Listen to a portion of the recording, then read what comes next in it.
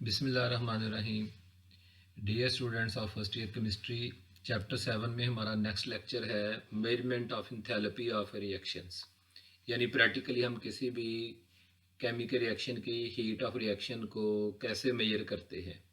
तो जैसे आपको हमने पहले ही बता रखा है कि रिएक्शन दो किस्म के होते हैं। एक्सोथर्मिक रिएक्शन जिसमें हीट जो है वो क्या होती है, वो सिस्टम से बाहर निकलती है, और जबकि जो एंडोथर्मिक रिएक्शंस होते हैं उसमें सिस्टम के अंदर जो है वो हीट जाती है सराउंडिंग से। तो exothermic and endothermic reactions can easily be detected by observing the temperature of the reaction vessel. जब टेम्परेचर बढ़ेगा तो वो एक्सोथर्मिक रिएक्शन है, और जब टेम्परेचर कम होगा तो वो एंडोथर्मिक रिएक्शन है। तो as long as heat of reaction evolve or absorbed, तो यानी कि हमने कब तक टेम्परेचर को मेजर करना है, जब तक इनिशियल टेम्परेचर से जो है वो टेम्परेचर एक्सोथर्मिक रिएक्शन के लिए बढ़ते बढ़ते बढ़ना बंद हो जाए।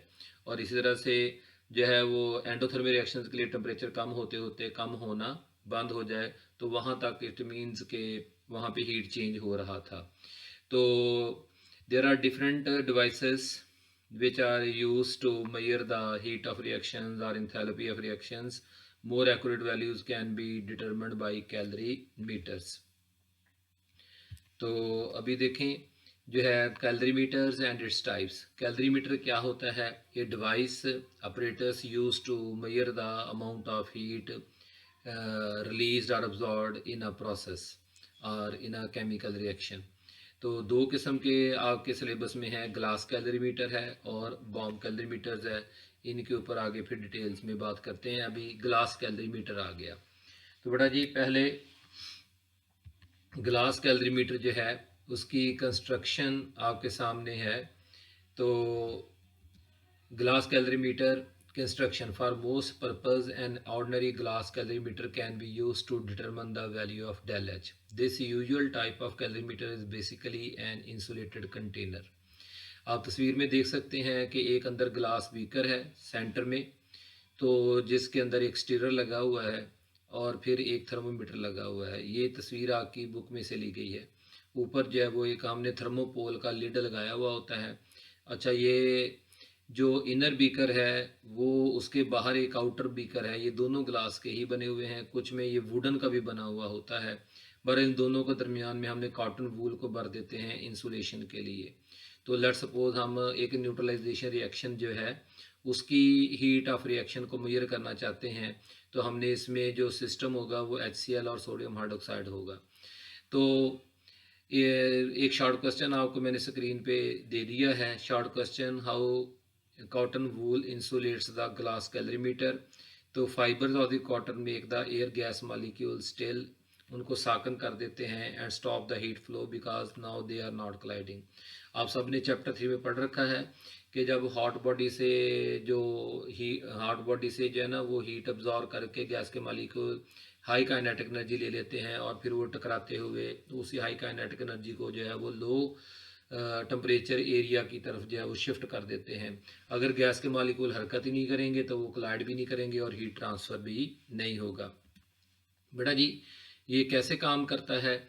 तो प्रोसीजर इसका देखें। रिएक्टेंट्स इन स्टैकोमेट्रिक अमाउंट्स, स्टैकोमेट्रिक अमाउंट जो कि बैलेंस केमिकल इक्वेशन से लिए जाते हैं कि आपने कितने number of moles of reactants मसलन HCl और कितने number of moles of HCl यानी मिसाल के तौर पर NaOH लेके कैलोरीमीटर में मिक्स कर देना है। तो when the reaction proceed the heat energy evolved और अब्जॉर्ब्ड विल आइदर वार्म और कूल द सिस्टम, यानी टेम्परेचर या सिस्टम का बढ़ेगा या बढ़ेगा। मसलन the temperature of the system is recorded before T1 and after T2, process से पहले प्रोसेस के बाद of the chemical reaction. Knowing the temperature change del T, जो कि आप सबको पता है delta T is equal to T2 minus T1। The mass of the reactant present, हमें एक डेल T मेजर करना है।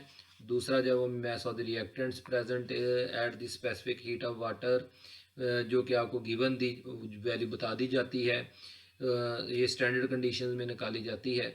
तो we can calculate the quantity of heat Q evolve absorb during the reaction. तो formula Q is equal to M S del T. ये heat of the reaction है, ये enthalpy of reaction नहीं है। इसको बाद में हम इंथैल्पी ऑफ रिएक्शन में तब्दील करना आपको सिखाएंगे कुछ न्यूमेरिकल एग्जांपल्स की मदद से। Where M is the mass of the reactant, S is the specific heat of the reaction mixture, del T is the change in temperature. बड़ा second type is bomb calorimeter. Introduction. A bomb calorimeter जो है इसके सबसे बेहतरीन application जो है वो क्या है, इसका बेस्ट यूज़ भी है, ये आपका एमसीक्यू भी है, इसको एमसीक्यू के तौर पर नोट कर लीजिएगा। A bomb calorimeter use for the accurate determination of enthalpy of combustion for food fuel and other compounds. अक्सर आपने सुना होगा कि फ़लाँ जो फैट है या कार्बोहाइड्रेट है उसके कैलोरीज कितनी होती हैं, तो वो इसी कंबस्शन बॉम्ब कैलोरीमीटर की मदद से मेजर की गई हुई होती हैं। तो a bomb calorimeter is shown in figure 7.7। It consists of strong cylindrical steel. आपको एक ग्रे कलर का जो वो जैकेट नज़र आ रहा होगा इस तस्वीर के अंदर जो मैं लेक्चर में आपको दिखा रहा हूँ। तो ये जो है वो ये स्टील का सिलेंडर है, यूजली लाइंड विद एनिमल, जिसके अंदर वाली साइड पे और बाहर वाली साइड पर जो है वो एनिमल क्या होता है, वाटर इनसॉल्युबल पेंट कर दिया जाता है ताकि इसको जंग ना लगे। To prevent corrosion a known mass of 1 gram of the test substance. जिसका भी आप मसलन किसी एक अमाइनो एसिड का या किसी एक अल्कोहल का जो या किसी भी मीथेन का या किसी पेट्रोल का या डीजल का आप हीट ऑफ कंबस्टन मेजर करना चाहते हैं तो ये इस प्लेस्ड इन प्लाटिनम क्रूसिबल। आप सेंटर में देखें जहाँ पे मैं ये एरो को मूव कर रहा हूँ, इस जगह पे बिल्कुल जो है ये इग्निशन ट्यूब क्रूसिबल मौजूद है। क्रूसिबल मैंने आपको बताया हुआ है कि एक ट्यूब सी होती है जिसमें ये इग्निशन कॉइल रेड कलर की आपको लगी हुई नज़र आ रही है, और ये बाहर जो है वो एक किसके साथ अटैच हुई हुई है, एक एक्सटर्नल बैटरी के साथ अटैच हुई होती है। तो जब करंट गुजरता है तो यहाँ पे आग लग जाती है और उस ऑक्सीजन हमने यहाँ पे सप्लाई की होती है। बहुत ज़्यादा एक्सेस इस अंदर वाले कंटेनर के अंदर जो है जो आपको ग्रे ग्रे हिस्सा नज़र आ रहा है, ठीक है, जहाँ पे मैं ये इधर ऑक्सीजन हमने सप्लाई की होती है 20 एटमॉस्फेयर प्रेशर पे। याद रखें कंबस्टन क्या होती है, burning of the substance in the presence of oxygen. A known mass of this test substance is placed in platinum crucible inside the bomb. The lid is screwed on tightly and oxygen is provided in a valve until the pressure inside the tube is 20 atmosphere. इतना ज़्यादा pressure oxygen का देने की वजह यह है कि oxygen को एक्सेस क्वांटिटी में रखना है। तो after closing the screw wall the bomb calorimeter is then immersed, उसको सिंक कर दिया जाता है in a known mass of water. तो ये आपको जो जितना ब्लू एरिया नज़र आ रहा है जिसमें थर्मोमीटर भी लगा हुआ है और स्टीरर भी जो कि एक मोटर के साथ अटैच है वो लगा हुआ है, तो वो उसमें रखा गया होता है, डुबो दिया जाता है in A well insulated calorimeter. तो बेटा जब एक्सोथर्मिक रिएक्शन होगा, कंबस्टन एक एक्सोथर्मिक रिएक्शन है, तो हीट जो है वो फ्लो करेगी और जिसके नतीजे में जो बाहर वाटर है उसका पहले इनिशियल टेम्परेचर हम नोट कर लेंगे इग्निशन से पहले यानी कंबस्टन से पहले और फिर उसके बाद कंबस्टन के बाद। तो procedure then it is allowed to attain steady temperature. Initial temperature is measured जो कि कंबस्टन से पहले होगा। तो by using the thermometer present in the calorimeter, the test step substance is ignited electrically by passing current through in the ignition coil. The temperature of water is stirred continuously and is recorded after 30-second intervals. Temperature बढ़ता जाएगा और बढ़ते बढ़ते जहाँ पे वो रुक जाएगा, मज़ीद नहीं बढ़ेगा, जो मैक्सिमम वैल्यू होगी ना वो हमारे टेम्परेचर की वो T2 होगी। और from the increase of temperature यानी change in temperature delta is equal to T2 minus T1। Heat capacity C की वैल्यू जो कि हर रिएक्शन हर सबस्टांस के लिए एक मखसूस होती है जिसका यूनिट क्या होता है किलो जॉल पर केल्विन। और bomb calorimeter is included in the bomb water etcetera can be calculated to enthalpy of combustion. तो इस फार्मूला से हम हीट ऑफ कंबस्टन निकाल लेंगे। बेटा ये हीट कैपेसिटी क्या होती है इसको हम बाद में डिस्कस करते हैं। ये देखें ज़रा आपकी किताब वाली तस्वीर बनी हुई है, इसमें थर्मोमीटर आपको नज़र आ रहा है, ये ब्लैक कलर का, फिर ब्लू कलर का जो है वो एक स्टीरर नज़र आ रहा है, ये ऊपर मोटर के साथ अटैच होता है। सेंटर में फिर जो है ये एक इसे कैप्सूल कहा जाता है, इसके असल में दो पार्ट्स होते हैं। तो यहाँ पे ये जो आपको लाइट ब्लू नज़र आ रही है, ये जहाँ पे मैं माउस पे रहा हूँ, ये इग्निशन कॉयल है, यहाँ पे हम अपने टेस्ट सब्सटेंस को रख के बर्न करेंगे। इन्होंने यहाँ पे सैंपल लिखा हुआ है टेस्ट सब्सटेंस के तौर पर, ग्रेफाइट सैंपल को रखा हुआ है। तो दोनों कैप्सूल के 2 पार्ट्स को आपस में क्लोज करने के लिए सील रिंग्स लगा दी जाते हैं, जैसे प्रेशर कुकर में ढक्कन को उसके नीचे वाले पोर्शन के साथ बंद करने के लिए रबड़ की सील होती है।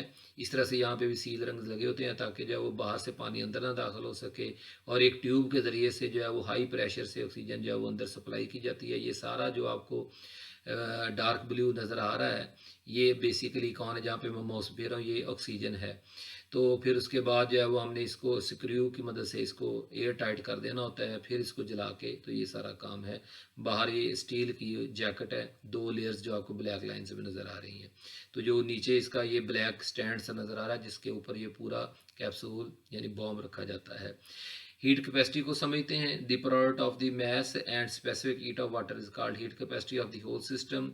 The heat capacity C of a body, इसको डिफाइन बड़ा की किताब में कैसे किया गया है, तो इसको डिफाइन किया गया है, is the quantity of heat required to change its body temperature by 1 kelvin. जितने मैंने हाईलाइट्स किए हैं और जो हेडिंग्स मैंने बनाए हैं वो हेडिंग्स आपने ज़रूर बना लेने हैं।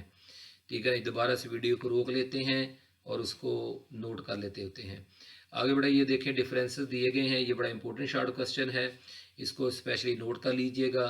हीट कैपेसिटी जो है और स्पेसिफिक हीट में, तो heat capacity defined as the amount of heat absorbed. Q आपकी किताब में छोटा क्यू है, इसको छोटा क्यू कर लीजिएगा, in order to increase the temperature del T by 1 unit. Specific heat capacity जो है इसको बड़ा जी आपकी किताब में एस से ज़ाहिर किया गया है। ठीक है ना जी, ये साइंस ज़रा डिफरेंट हैं, तो लेकिन आपने याद रखना है हीट कैपेसिटी को सी से और स्पेसिफिक हीट कैपेसिटी को स्मॉल एस से आपकी किताब में ज़ाहिर किया गया है। Is defined as the amount of heat absorbed, Q छोटा, in order to increase the temperature del T by 1 unit of a unit mass. तो heat capacity is the ratio of the heat supply to the body to the change in its temperature. इस तरह से बड़े ही specific heat capacity is the ratio of the heat capacity of the body to the mass. तो ये इनके formula आगे हैं, वही जो ऊपर सेकंड पॉइंट है उसको फार्मूला फॉर्म में लिख दिया है, और इसी तरह से ये देखें, लेकिन ये मैंने तीसरे पॉइंट में बिल्कुल सही कर दिया है, एच सी की जगह पे मैंने सी लिखा है और बड़े क्यू की जगह पे छोटा क्यू लिखा है। तो इनके यूनिट्स में भी फ़र्क होता है, unit of heat capacity is joule per kelvin और unit of specific heat capacity is joule per kilogram पर केल्विन। Thank you. कोई भी सवाल व्हाट्सएप पे पूछ लें। अल्लाह ताला आप सबका हमें नासर हो।